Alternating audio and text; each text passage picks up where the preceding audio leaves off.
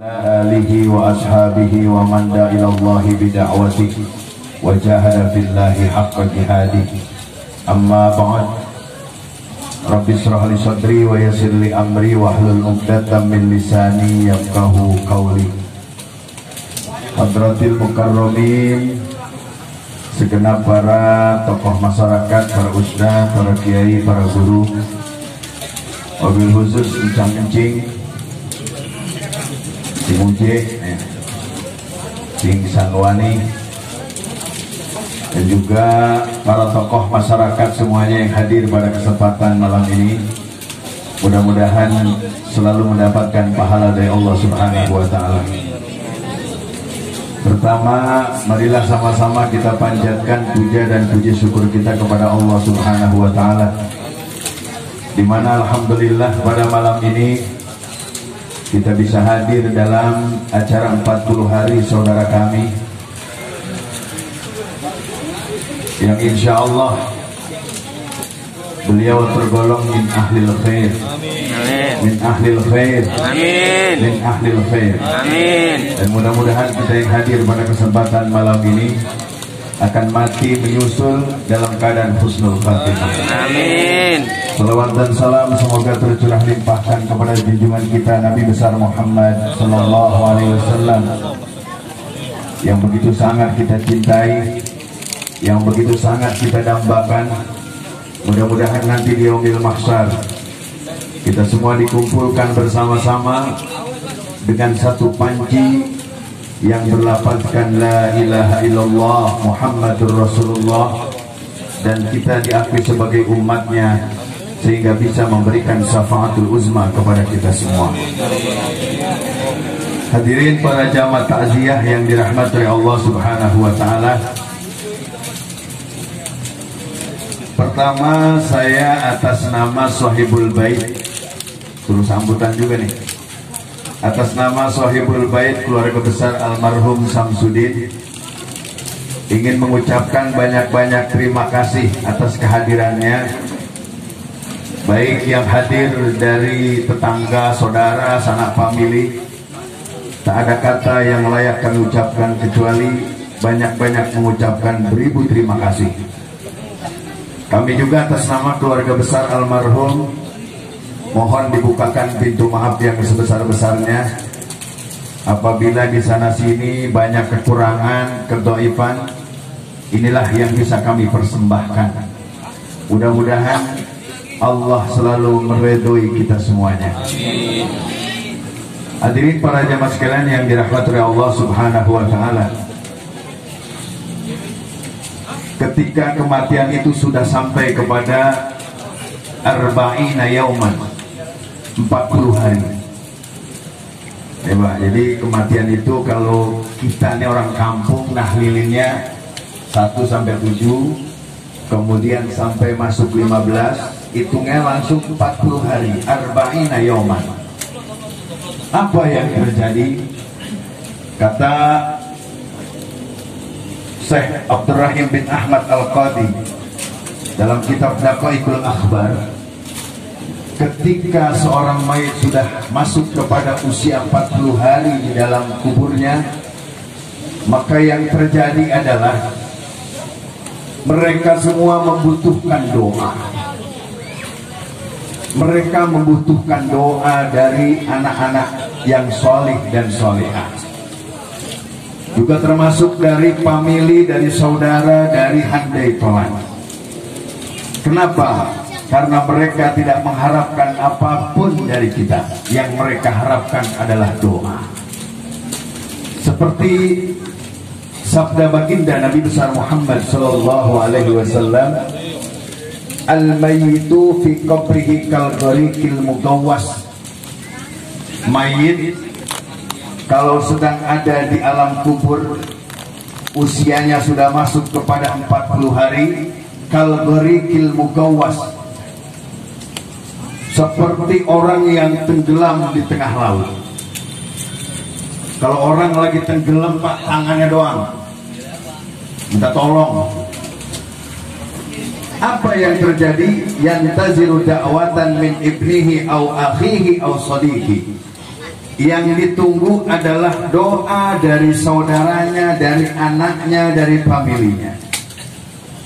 Alhamdulillah, saya atas nama keluarga besar almarhum banyak-banyak terima kasih. Bapak-bapak sudah menyempatkan waktu mungkin dari hari pertama sampai hari yang ke-40 ini. Ini merupakan satu doa yang sangat kami hargai sekali. Mudah-mudahan doa kita yang pada saat ini kita panjatkan akan selalu diijabah oleh Allah Subhanahu wa Ta'ala. Dan doa yang kita baca bisa menolong almarhum yang menurut hadis baginda Nabi besar Muhammad sallallahu alaihi wasallam bagaikan orang yang tenggelam di tengah lautan. Masya Allah. Makanya kalau sekarang ada orang anti tahlil, ada orang bilang tahlil bid'ah, coba itu. Alhamdulillah di kampung Poris mah belum ada yang masuk begitu-begitu tuh. Alhamdulillah. Nih saya yakin yang hadir segini nih karena banyak yang meninggal lagi musim sekarang. Di RW saya aja udah hampir 10 orang yang meninggal. Masuk sono tutup jalan tahlil, sono tahlil. Semua lagi pada tahlil. Dari mulai malam pertama kemarin sampai saat ini nyambung terus. Bahkan yang gak kira-kira sekarang terjadi adalah banyak yang meninggal dunia dibungkus pakai plastik. Insya Allah. Mudah-mudahan kita semua diselamatkan oleh Allah Subhanahu wa Ta'ala. Ya sakitnya mah ampek kemarin. Hujanan, cuaca panas, hujan, tiba-tiba meninggal dibawa ke rumah sakit, dibungkus pakai plastik. Masya Allah. Mudah-mudahan Allah selamatkan kita. Ini sudah tanda-tanda akhir zaman sudah nampak. Perlu saya sampaikan, sebagaimana baginda Rasulullah Shallallahu Alaihi Wasallam sudah memprediksikan jauh-jauh hari ketika baginda Rasul mengatakan tanda akhir zaman. Di dalam kitab Nasaihul Ibad karya Syekh Nawawi bin Umar Al-Bantani, kata baginda Rasul, tanda akhir zaman yang pertama adalah al-masjidu qaribun ma baina qaumin la yusalluna fihi. Masjid sudah semakin aneh. Masjid dibangun dengan biaya miliaran rupiah, tapi tidak ada satupun yang berdekatan dengan masjid sholat berjamaah di masjid. Betul nggak? Ini sudah tanda akhir zaman. Bukan cuma di kampung kita, di mana-mana. Masya Allah. Yang kedua, kata baginda Rasul, Al-Qur'anu qaribun ma baina qaumin la yaqra'una fihi. Yang kedua tanda akhir zaman, kata baginda Rasul, Al-Quran itu sudah semakin aneh, sudah semakin langka, ada di rumah masing-masing, tapi tidak pernah mau kita baca. Ini sudah menjadi prediksi yang disampaikan oleh junjungan kita Nabi besar Muhammad. Yang ketiga, kata baginda Rasul, terjadinya perpecahan di antara umatku, kata baginda Rasul. Umat sudah mulai dipecah-pecah. Besok tanggal 3 tidak boleh sholat Jumat lagi. Besok tanggal 3 peraturan pemerintah pusat sudah tidak boleh lagi kumpul di majelis taklim. Besok tanggal 3 kita sudah tidak boleh lagi ngadain acara tahlil seperti ini. Kenapa? Karena menurut prediksi pemerintah pusat bahwa saat ini semakin banyak korban COVID-19. Tapi kalau kita baca berita, Pak, itu yang namanya negara Brunei Darussalam, itu Perdana Menterinya perintahkan, rajanya perintahkan kepada seluruh rakyat Brunei Darussalam jangan jauh dari masjid. Rakyatnya disuruh baca Yasin setiap hari, disuruh baca sholawat setiap hari, disuruh kumpul di masjid, disuruh jangan sampai batal berwudu. Apa yang terjadi? Sampai detik ini tidak ada korban COVID-19 di Brunei Darussalam. tapi di kita malah dijauhkan masjid. Padahal benteng umat Islam ada 3, Pak. Yang pertama, al-masjidu hisnun. Masjid itu adalah bentengnya orang yang beriman. Kalau bentengnya sudah mulai dijauhi, maka yang terjadi adalah kita sebagai umat Islam yang posisinya mayoritas di negara kita ini akan semakin hari semakin habis. Masya Allah. Yang kedua, Al-Qur'anu hisnun. Al-Quran adalah benteng. Semakin hari tidak kita baca itu Al-Quran, semakin hari tidak kita pelajari itu Al-Quran, semakin jauh kita dari majelis ilmu, maka yang terjadi akan semakin lemah umat Islam. Dan yang terakhir adalah zikrullah, zikir kepada Allah. Tadi kita zikir rame-rame, Pak. La ilaha illallah. Ini kalimat kalau Bapak baca, Pak, kita baca keterangan dari para ulama. Ini kalau kita baca di tengah malam dalam posisi sendiri, matiin lampu sendirian. Yang pertama kita sholat hajat 2 rakaat. Setelah sholat hajat kita istighfar 1000 kali. Setelah istighfar kita baca itu, Pak, la ilaha illallah, sampai meneteskan air mata. Cuman kalau lagi zikir sendiri kan susah, Pak, nangis. Susah. Ya ada takut kita. Mana gelap. Betul nggak? Tapi kalau rame-rame enak banget nangis. Ini rame-rame ada yang nangis satu aja, nangis semua. Kata yang sebelah, nggak mau nangis loh. Kagak enak kalau nggak nangis. Namanya nangis rame-rame. Tapi kalau sendiri coba dites, Pak. La ilaha illallah. Itu kita baca pelan-pelan sampai meneteskan air mata. Kalau belum bisa juga berarti hati kita sudah qaswatul qalbi, sudah keras hati kita nih. Sudah terlalu banyak dosa yang kita lakukan. Sudah tidak pernah kita menghiraukan istighfar kita kepada Allah Subhanahu wa taala, zat yang maha segala-galanya. La ilaha illallah. Apa kata ulama ahli tasawuf? Kalau ini dibaca sampai kita meneteskan air mata, sampai kita menangis karena ingat akan dosa kita, akan ingat akan kedhaifan kita, maka kata ulama, rizki kita yang ada di dasar laut, yang terjepit oleh karang laut, akan diangkat oleh Allah Subhanahu wa taala, diberikan kepada kita. Amin ya robbal alamin. Coba tes, Pak, nangis cuman jangan nangis sambil mikirin corona. Masya Allah, Pak, hidup kita saat ini sedang diuji lagi nih. Besok sudah mulai diuji, ya.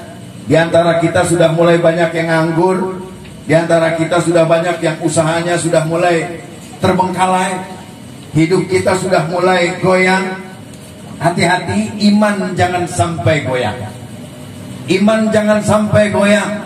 Khawatir nanti ketika Allah sedang uji ini, tiba-tiba Allah ingin cabut ruh kita, maka kita mati tanpa iman, mati dalam keadaan su'ul khatimah. Nauzubillah.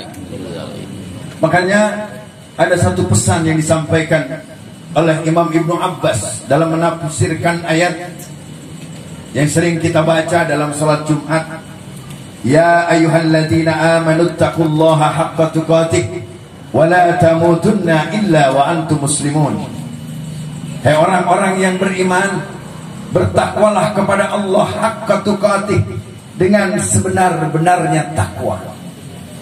Lalu kalimat haqqa tuqatih ini diartikan oleh Imam Ibnu Abbas. Apa kata Imam Ibnu Abbas?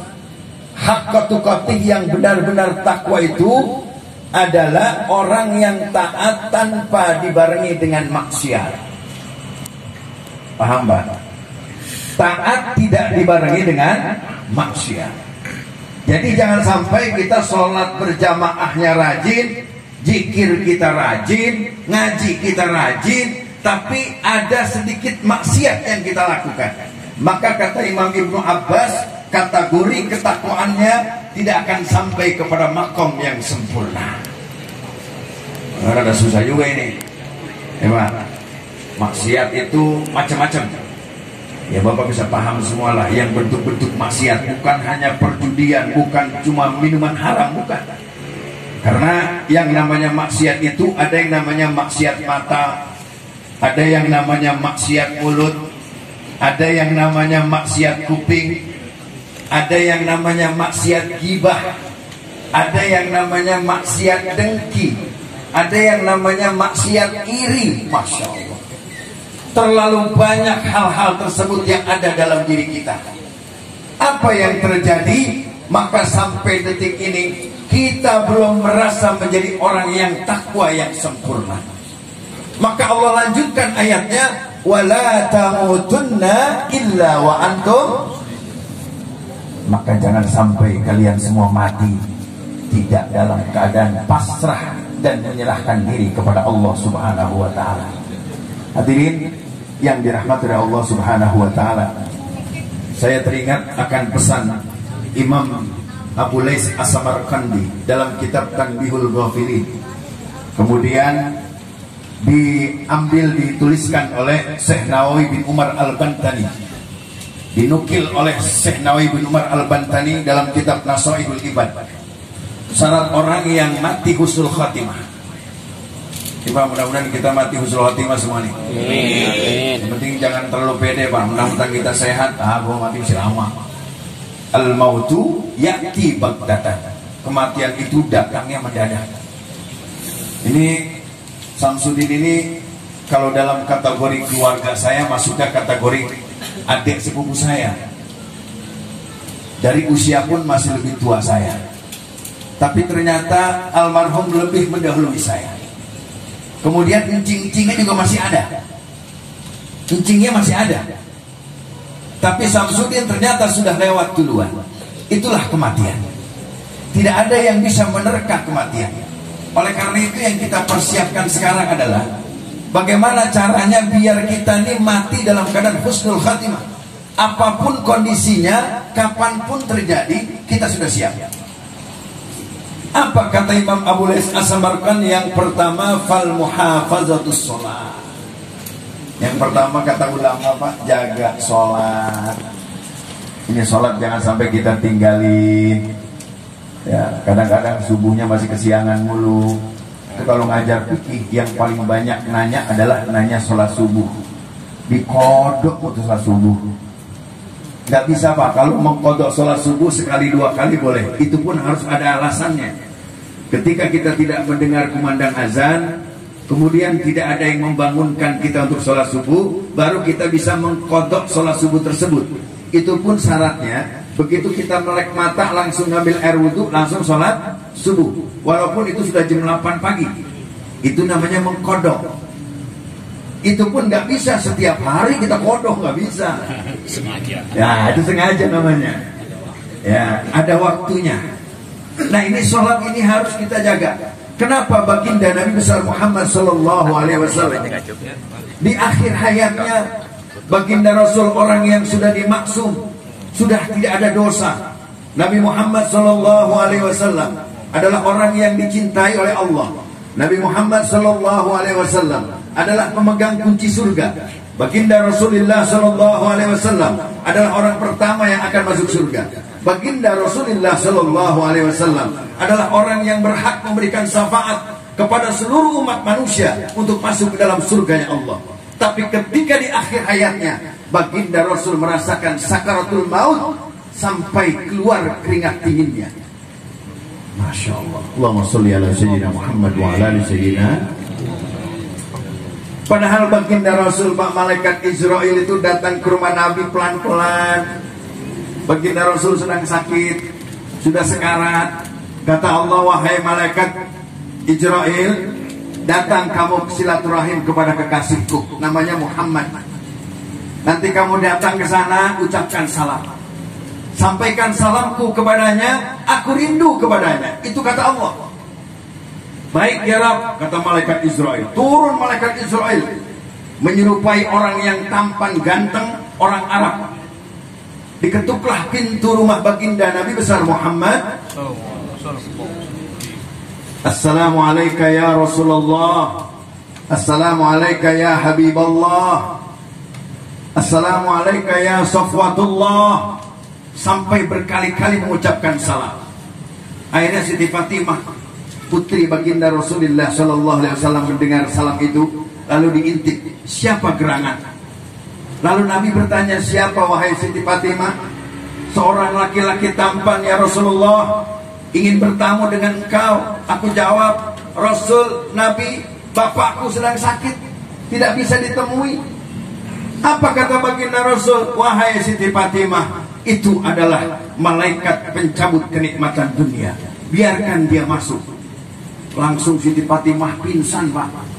Malaikat Israel datang ke rumah junjungan Nabi besar Muhammad.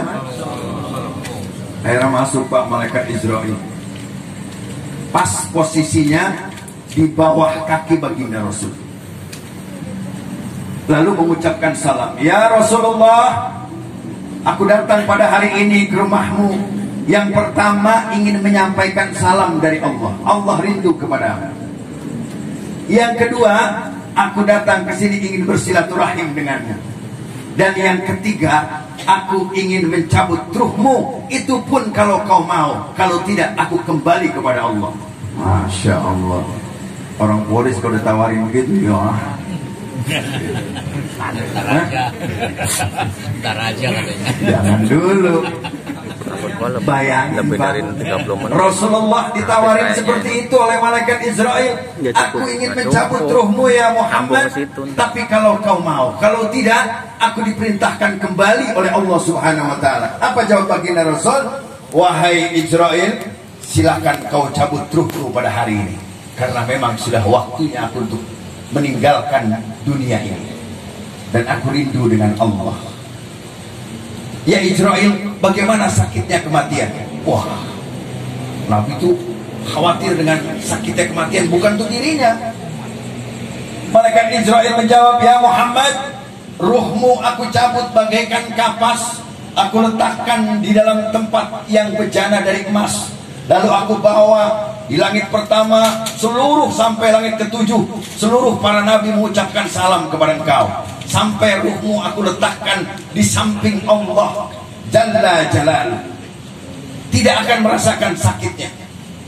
Betul? Betul. Mana Jibril? Panggil Jibril. Jibril datang, pas di kepala Nabi. Ya Jibril, aku pengen nanya, bagaimana nanti dengan umatku dengan sakitnya kematian? Kata malaikat Jibril, ya Muhammad, kematian untuk umatmu nanti bagaikan pohon duri dimasukkan ke dalam mulut, terus dimasukin, Pak.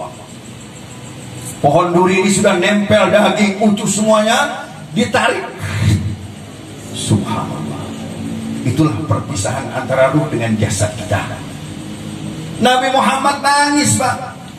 Nangis Nabi Muhammad tidak berhenti. Kenapa? Khawatir dengan umatnya. Bisakah kau tarik ruhku untuk mewakili sakitnya nanti ruh dicabut dengan umatku?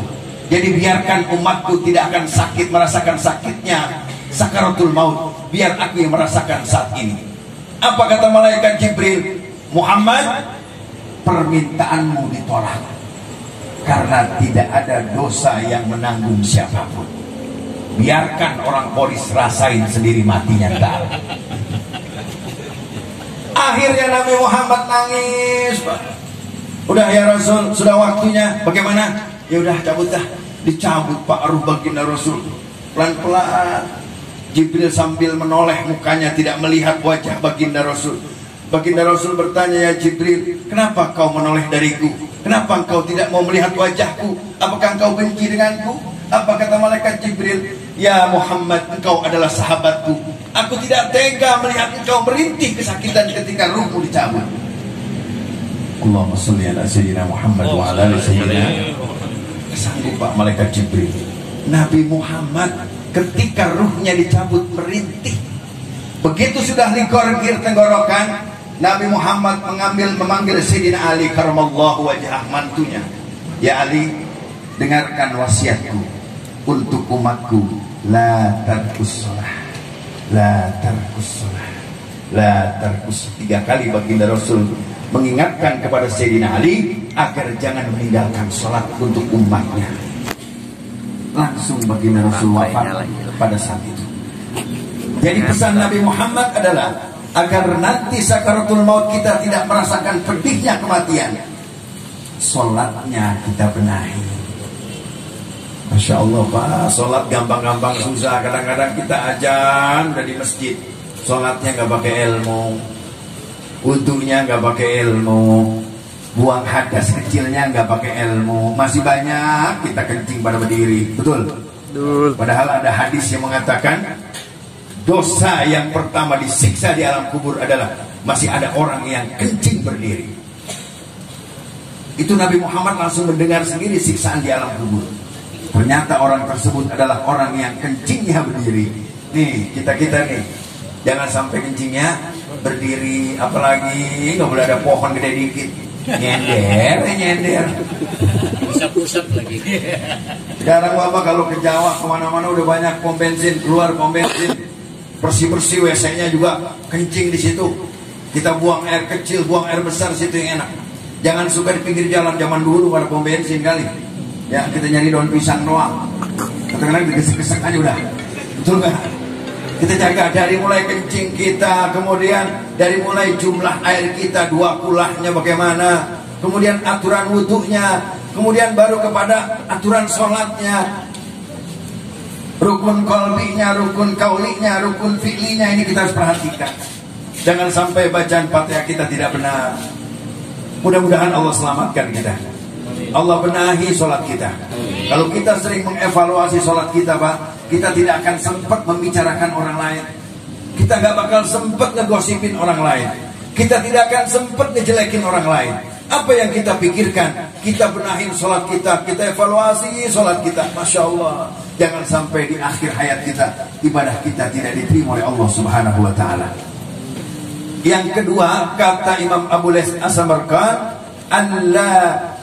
jangan sampai kita nih punya usia dijadikan usia kita hanya untuk maksiat kepada Allah Subhanahu wa ta'ala. Allah yattabi hawa. Jangan terlalu mengikuti hawa nafsu. Ini hawa nafsu kita udah pada gede-gede Pak. Hati-hati. Jangan sampai kita mengandalkan hawa nafsu. Kita banyak zikir kepada Allah, kita banyak bertobat kepada Allah. Mudah-mudahan kita mati semua dalam keadaan husnul khatimah. Amin. Karena kehadiran kita pada malam ini, saudara kita almarhum Samsudin, tujuan kita adalah tazkiratul maut. Jangan sampai setelah hadir dari sini kita lupakan kematian. Karena setelah almarhum tinggal nunggu waktunya kita Pak. Tinggal nunggu waktunya kita. Entah kapan kita nggak tahu. Kapan, di mana, dalam kondisi apa kita nggak tahu. Wallahu a'lam bishawab. Cuma Allah yang tahu. Maka kita persiapkan dari sekarang. Pesan para ulama, ini perlu saya sampaikan Pak. Pesan para ulama, jangan pernah tinggalkan istighfar. Di negara kita lagi kocar kacir. Yang divaksin mati, nggak divaksin mati. Banyak banget yang meninggal sekarang. Ya. Jadi tolong banyakin istighfar. Pesan para ulama, banyakin istighfar dan banyakin berselawat kepada junjungan kita Nabi besar Muhammad. Allahumma sholli ala sayyidina Muhammad wa ala ali sayyidina Muhammad. Allahumma sholli ala sayyidina Muhammad wa ala ali sayyidina. Banyakin Pak itu kita baca, karena dengan selawat itulah yang akan menolong kita bukan hanya di dunia, tapi juga nanti di yaumil mahsyar. Baginda Rasul akan menolong kita. Insyaallah. Kita bermohon kepada Allah, mudah-mudahan yang hadir pada kesempatan malam ini matinya dalam keadaan husnul khatimah. Mudah-mudahan Allah sehatkan badan kita. Allah jauhkan kita dari penyakit wabah atau penyakit dari COVID-19. Dan mudah-mudahan Allah berikan kita rezeki yang halalan thayyiban mubarak.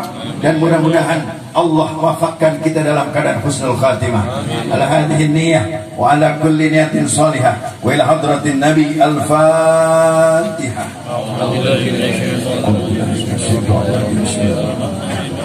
Alhamdulillahi rabbil alamin arrahmanir rahim maliki yaumiddin.